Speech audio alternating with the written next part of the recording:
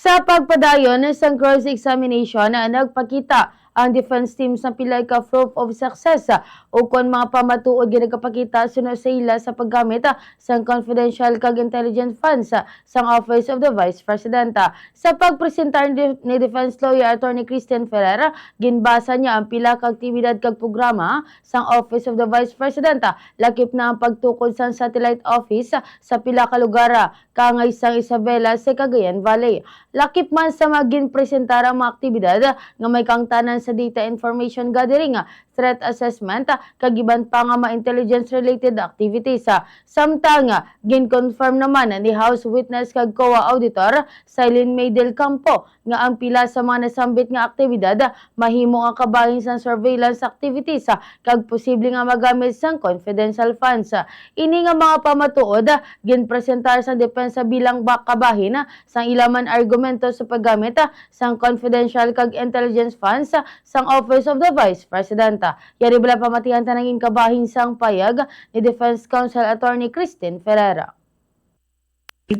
This is to certify that confidential activities such as surveillance and information gathering were performed in 122 areas during the third quarter of CY 2023, which enabled the team to prevent untoward incidents from transpiring during the engagements of the Vice President and in the implementation of the programs of the Office of the Vice President, including the establishment of 3 new satellite offices, Isabela in Cagayan Valley, Bicol, and BARM, and the implementation of the OVP Libreng Sakay Program.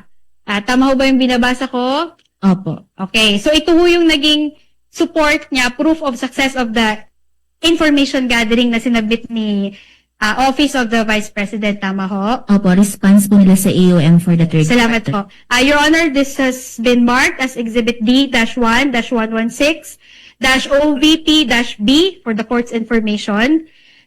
Now, may naka-attach ho dito na PIOR, no? Yun yung tawag natin doon, no? Protective Intelligence Operations Report for the engagements of Vice President Sara Z. Duterte for the third quarter of 2023.